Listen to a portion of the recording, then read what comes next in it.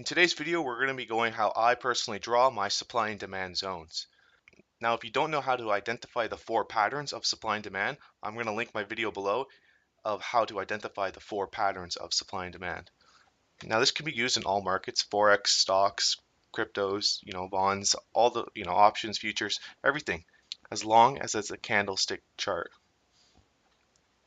Now, these zones that we look for, we're looking for big imbalances where price moves sharply, rises up sharply, and moves down sharply. A lot of you guys have requested about how I actually draw the zones. I've heard some people message me and they draw them like this, wick to wick. I've had some people where they draw them like this, where they only take the height of the zone of the rally base drop. They do that. And I see some people go like this, where they have the rally base drop. And they go the first line right next to the base, holding the bottom of the base, and one at the top of the wicks. But to be honest, it really depends on your preference. I myself, I always go with here. I want to go with the majority of where the orders are and where the big imbalance happened. But what I don't want to see people do is I've seen people call this area, I just highlighted it, I'll circle in, I'll come in. They go with this area, they call that a supply zone because it removed it, and they think, okay, next time it comes up, there's going to be sellers in that area, and they extend their supply and demand zone like that. Like after price has dropped, and they come up here trying to sell, and that's not at all supply and demand. If there really was more buyers than sellers, price never would have came down to this demand zone where we finally did find the buyers to rocket it back up. There was so much sellers in here that it took this zone out. Now, how to actually draw the zones is I myself like to go like this. Always one above, one by the candles. I like to hold the meat of the orders where that is. Now, if you go back and watch some of my videos, you'll see me where I rifle off my entire watch list here on my right, how I actually draw them, and I'm trying to get the meat of the orders. So if we were to mark off this, some people would go up to wicks. I wouldn't do that. I think that's really aggressive. And everybody will have that bottom wick, but I myself would always like to have it nearest to where the base is, because we always have the three parts to each pattern, right? Here we have the drop, the base, the rally. Now if we were to find like another demand zone here, where would we draw it? We're not going to draw it like this. No, we're going to bring it down. Here was the base, right? Here is another one. Your rally, base, rally, it gapped up. Now I'm not going to use these wicks. That would be pretty aggressive. I myself am more conservative. I want to bring it down. You could either bring it down to here or to here.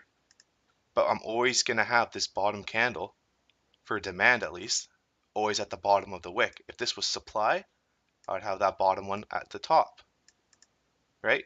So there's my top one. I'm always going to have it at the top of the wick for supply. And here you could honestly have it go to the wick or to the base. There's no right or wrong reason. It's whatever way you like it to be, as long as you stay consistent with it. People think, oh, it's the magical formula. How do you draw them so spectacular? Well, it's just I do it 1,000 times. It's my way of trading, right? So someone like you, maybe somebody else will like to draw it like this. There's nothing wrong with that. It's just going to be more aggressive. There's nothing wrong with bringing it up like that. You're going to be getting the very height of the zone and where most of the orders are. You're getting higher up on the curve. That's great, but you're going to be missing out on a lot more trades. As if you go wide in the zone like that, you're going to be getting in a lot more trades, but you're probably going to be losing more. So you got to ask yourself, what type of personality and can you handle the losses? So that's definitely something to consider. Now I'm just kind of rambling on, but we'll keep going so you guys can get this. We had a drop, base, drop. 3 parts to the pattern, right? Each pattern has 3 parts to it. If you haven't seen it, go watch the video. I'll link it below. Here we go. There would be nothing wrong with marking it like this or like this. But make sure when you do it, don't do it 50% of the time like this, 25% of the time like this, and then like 10% of the time like that, or 20%. I don't even know what I added up to. But you got to make sure it's consistent. All right, let's go to a random pair. That one's already marked out. Oh, that one's shit. Oh well. Here was silver. This is what I marked out and I posted on TradingView. See how I marked these out? Drop, base, rally. That's how I like to mark my zones out. Now there would be nothing wrong with going like this. I had it like this for this one. Got stopped out a bit. If anybody got short, your stop might have protected you and you would have caught this bang down. There would be nothing wrong with going like this or like this. Just make sure when you do it on all your charts, make sure it's consistent. All right. I think I kind of helped you guys how to actually draw the zones. I hope you guys got this. If you guys have any questions, put them in the comments below. Feel free to contact me on my Twitter or Instagram. I'll link that down below too. And cheers.